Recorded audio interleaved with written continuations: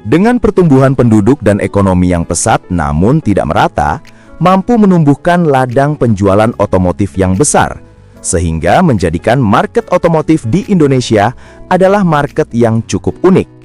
Ya, ketika negara maju sedang sibuk dengan tren pengembangan dan pemakaian mobil listriknya, kita masih sibuk dengan penggunaan mobil diesel.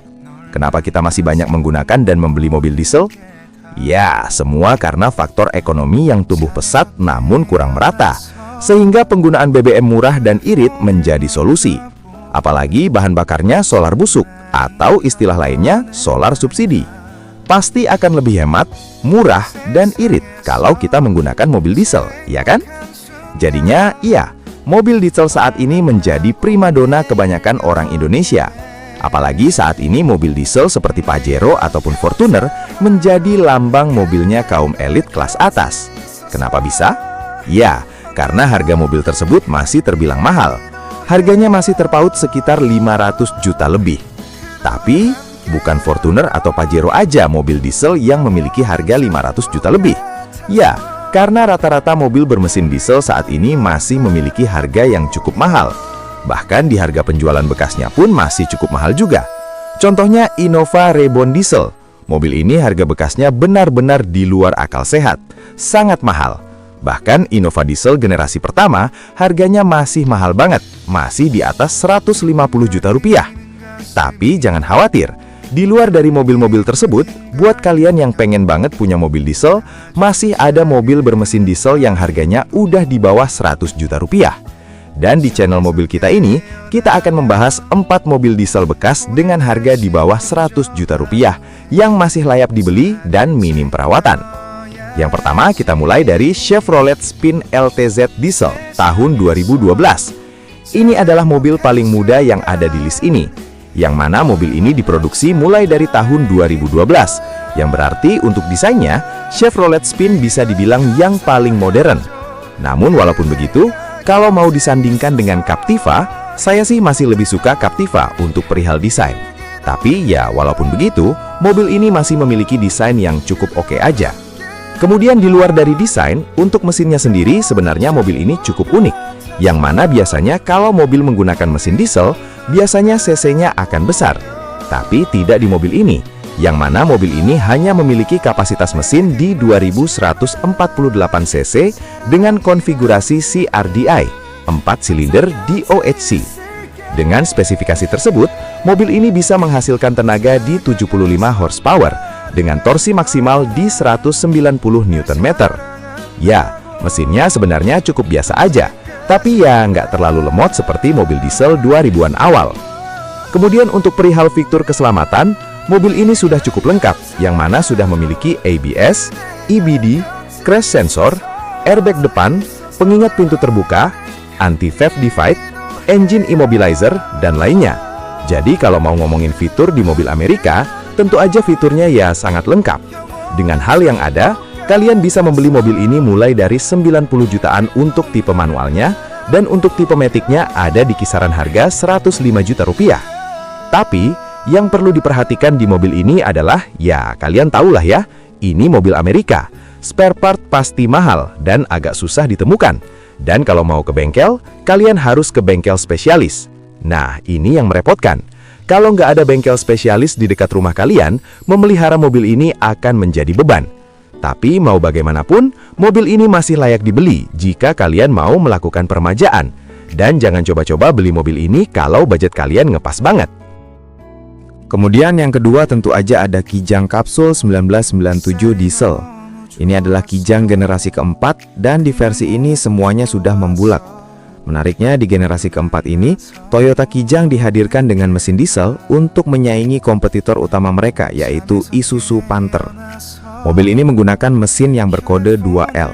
Menariknya, ini sebenarnya bukan mesin yang baru ketika mobil ini diluncurkan. Karena faktanya mesin ini sudah digunakan di Toyota HSH20 atau generasi kedua.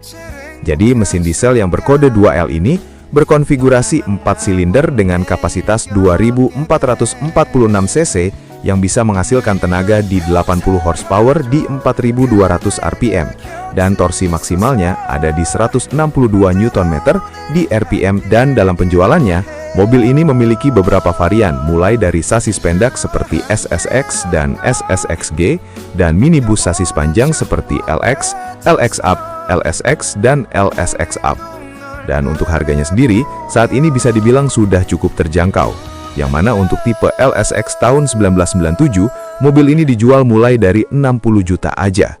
Ya, 60 juta kalian sudah bisa mendapatkan mobil diesel yang bisa minum solar busuk. Tapi sayangnya mobil ini tidak dilengkapi dengan turbo. Dan kalian tahu gimana rasanya naik mobil diesel yang tidak menggunakan turbo? Ya, lemot banget. Bahkan mesinnya cuma ngegerung doang dan ya mesin mobil ini cukup berisik. Tapi kalau kalian nggak masalah dengan hal tersebut, sebenarnya mobil ini masih oke aja untuk dimiliki. Apalagi kalau mau ngomongin desainnya, mobil ini benar-benar punya desain yang ikonik banget. Bahkan kalau kalian rapihin dalam keadaan standar aja, mobil ini sebenarnya cukup keren aja dibawa kemana aja. Terlebih lagi mesin mobil ini juga terkenal badak. Walaupun tidak sebadak Panther, tapi ya tetap aja mesin ini cukup badak. Tapi ya gitu, cuman lemot aja mobil ini. Lemotnya bener-bener lemot, udah itu aja kekurangannya. Ketiga tentu aja ada rajanya diesel, yaitu Isuzu Panther 2005 atau ya, tidak mungkin mobil ini tidak masuk list mobil diesel yang layak dibeli dengan harga di bawah 100 juta. Karena faktanya mobil ini memang masih cukup layak dibeli. Yang bikin menarik dari mobil ini adalah mobil Panther tahun 2005 atau 2006 adalah Panther yang sudah di facelift.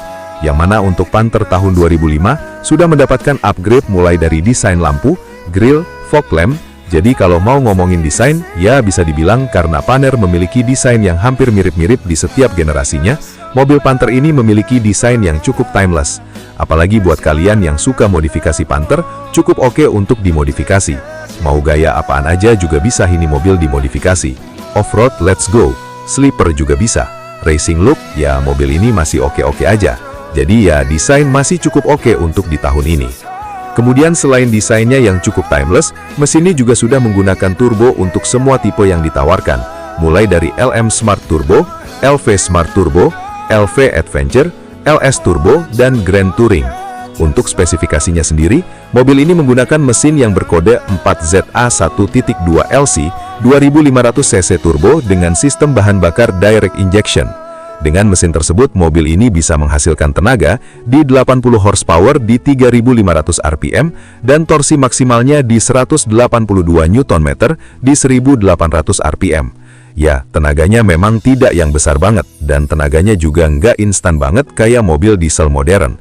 Tapi mau bagaimanapun, mobil ini dengan harga mulai dari 70 juta rupiah untuk tipe LM Smart Turbo sepertinya masih layak banget dibeli.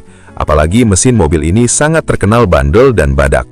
Jadi buat kalian yang pingin punya mobil diesel dengan minim perawatan dan bisa minum solar busuk, Panther 2005 atau 2006 adalah jawabannya. Kemudian yang terakhir tentu aja ada Mitsubishi Kuda Gen 2 Diesel. Tidak adil rasanya jika mobil satu ini tidak masuk list mobil diesel yang layak dibeli dengan harga di bawah 100 juta. Karena faktanya mobil ini memang masih cukup layak dibeli. Jadi, Mitsubishi memperkenalkan kuda pada tahun 99 untuk pertama kalinya. Dan pada tahun 2002, Mitsubishi memberikan generasi terbaru dari kuda yang mana lampunya sudah menggunakan model kristal dan semuanya terasa lebih mengotak. Grillnya pun juga lebih menarik daripada generasi sebelumnya. Kasarnya modelnya udah kayak Panther Grand Touring. Selain modelnya, dimensinya juga mirip-mirip ya. Masih cukup oke lah untuk digunakan sampai saat ini. Karena desainnya yang kotak, tapi nggak kotak banget. Kemudian, selain desainnya, mobil ini menggunakan mesin 2500 cc 4 silinder SOHC yang bisa menghasilkan tenaga sekitar 84,8 horsepower dengan torsi maksimal yang ada di 159 Nm dan sudah menggunakan sistem direct injection. Jika dilihat dari spesifikasinya, tentu aja mobil ini belum memiliki turbo.